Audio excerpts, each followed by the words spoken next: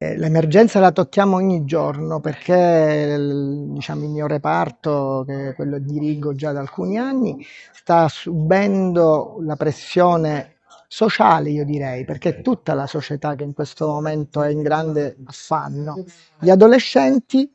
lo sono più degli altri proprio perché mancano anche le strutture territoriali, manca il personale, mancano la prevenzione, mancano gli oratori, mancano le zone di sfogo di questi ragazzi che poi si ritrovano sui social, si trovano a essere influenzati da quelle che sono le nuove tecnologie e non sono preparati a questo, per cui poi i problemi ci sono. Sicuramente noi siamo la linea sull'urgenza emergenza psichiatrica, che in tutta Italia siamo di alcuni, diciamo, i reparti di pediatria e di psichiatria che gestiscono l'urgenza psichiatrica sono pochi in Italia, ci vorrebbero più strutture territoriali e più strutture che sono le CTA che esistono per gli adulti, mentre per l'età evolutiva in Sicilia ce n'è solo una. In Regione Lombardia sono 36, quindi diciamo la differenza è questa. Aspettiamo che si decidano a strutturarle. Dobbiamo ringraziare il nostro direttore scientifico, il primario della pediatria di Sciacca, per questo congresso che ha organizzato, un congresso molto importante sulle sfide in pediatria.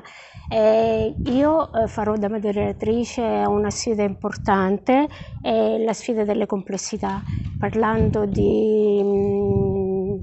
e moderando soprattutto due grossi relatori, uno il dottore Sant'Angelo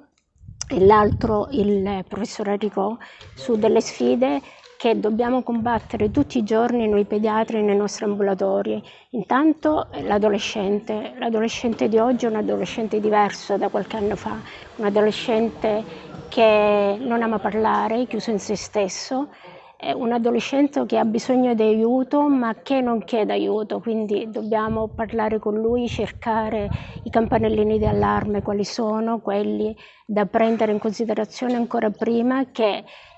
la situazione si degeneri e va a finire in patologia.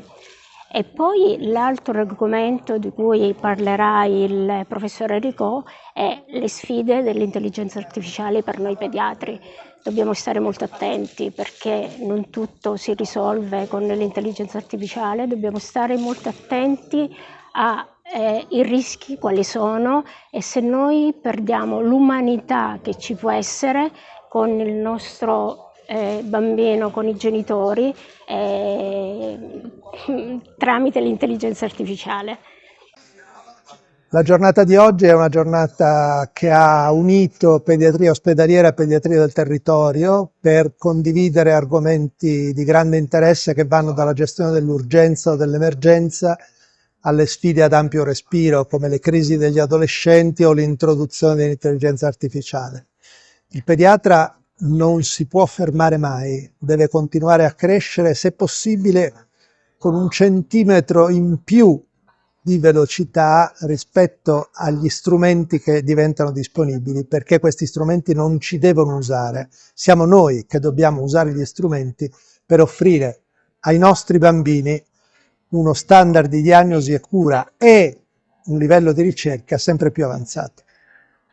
Allora, questo congresso è stato estremamente importante perché ha un filo conduttore che è rappresentato dallo stretto rapporto che deve avere la pediatria del territorio con la pediatria ospedaliera.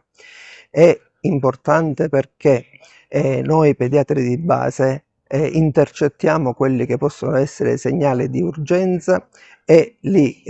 inviamo al pronto soccorso. Però dobbiamo stare attenti comunque a due concetti fondamentali, e cioè al fatto che l'iperinvio che noi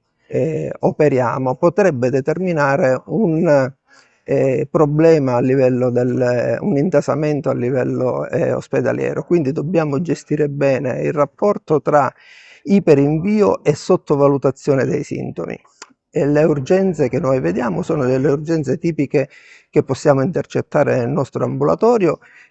a differenza di quelle che sono le urgenze che io dico avanzate, che sono parte integrante del lavoro dei pediatri ospedalieri. Quindi ci deve essere un rapporto qualitativamente elevato tra pediatri del territorio e pediatri ospedalieri. Questo è il filo conduttore di questo congresso e questo è estremamente importante ed è un concetto che io personalmente come segretario provinciale della FIMP di Agrigento ho portato sempre avanti. Certo ci saranno delle realtà in cui questo non può avvenire e delle realtà come quelle di Sciacca che sono estremamente portate a questo tipo di rapporto.